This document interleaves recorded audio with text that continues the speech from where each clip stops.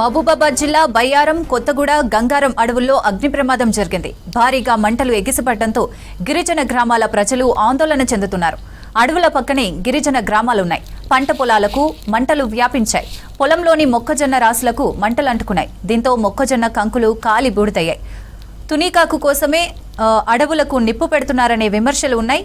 మంటలకు వందల వృక్షాలు కాలిపోయాయి. ఈ ఘటనపై అటవీశాఖ సిబ్బంది పట్టించుకోవడం లేదనే విమర్శలు వినిపిస్తున్నాయి.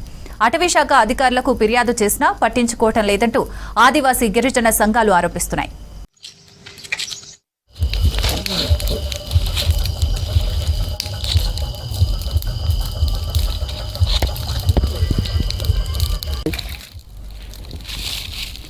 మహబూబాబాద్ జిల్లా బయ్యారం, కొత్తగూడ, గంగారం అడవుల్లో అగ్ని ప్రమాదం జరిగింది. భారీగా మంటలు ఎగిసిపడడంతో గిరిజన గ్రామాల ప్రజలు ఆందోళన చెందుతున్నారు.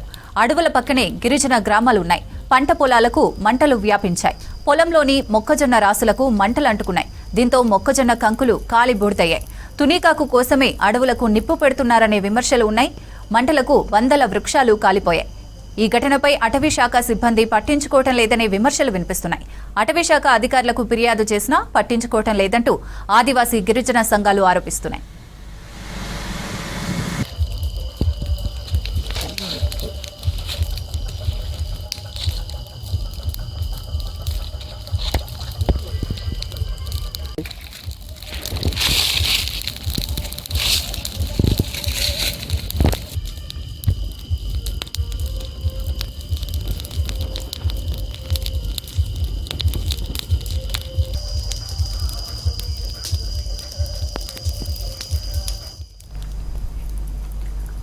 మహబూబాబాద్ జిల్లా బయ్యారం, కొత్తగూడ, గంగారం అడవుల్లో అగ్ని ప్రమాదం జరిగింది. భారీగా మంటలు ఎగిసిపడడంతో గిరిజన గ్రామాల ప్రజలు ఆందోళన చెందుతున్నారు. అడవుల పక్కనే గిరిజన గ్రామాలున్నాయి. పంట పొలాలకు మంటలు వ్యాపించాయి. పొలంలోని మొక్కజొన్న రాసులకు మంటలు అంటుకున్నాయి. దీంతో మొక్కజొన్న కంకులు కాలి బూడిదయ్యాయి. తునీకాకు కోసమే అడవులకు నిప్పు పెడుతున్నారనే విమర్శలు ఉన్నాయి. మంటలకు వందల వృక్షాలు కాలిపోతున్నాయి. ఈ ఘటనపై అటవీశాఖ సిబ్బంది పట్టించుకోవడం లేదనే విమర్శలు వినిపిస్తున్నాయి.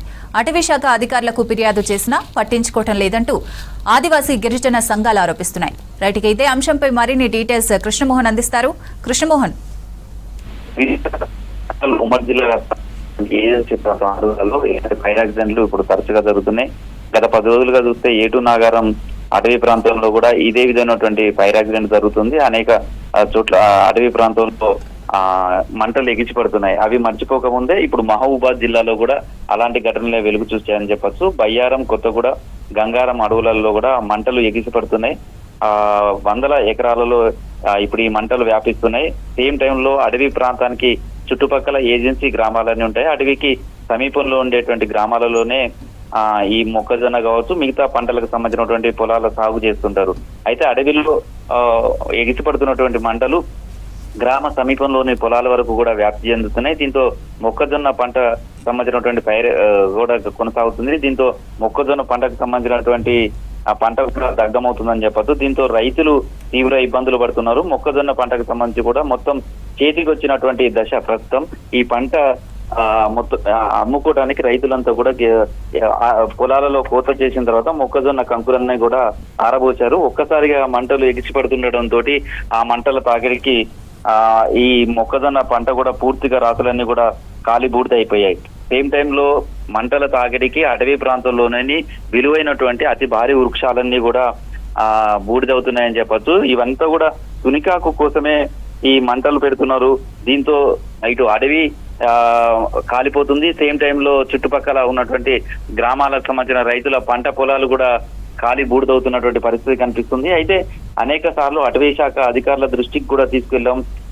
అటవీ ప్రాంతంలో తునికాకు నేపథ్యంలోనే ఇవంతా కూడా మంటలు పెడుతున్నారు అనే దానికి సంబంధించినటువంటి అంశాన్ని మీద కూడా తీసుకువెళ్ళాం. కానీ ఎవరు పట్టించుకోవట్లేదు అనేది స్థానిక గ్రామస్తులు ఆవేదన వ్యక్తం చేస్తున్నారు. ఓవైపు ఈ అటవీ ప్రాంతంలో ఉన్నటువంటి అత్యంత విలువైన భారీ వృక్షాలతో పాటు జంతువులు, వివిధ రకాల జంతువులు కావచ్చు, పక్షులు ఇవన్నీ కూడా ఆవాసాన్ని కోల్పోతున్నాయి. కొన్ని మృత్యువాత పడుతున్నాయి. దీంతో అటవీ ప్రాంతానికి సంబంధించినటువంటి తీవ్ర నష్టం వాటిల్తుంది.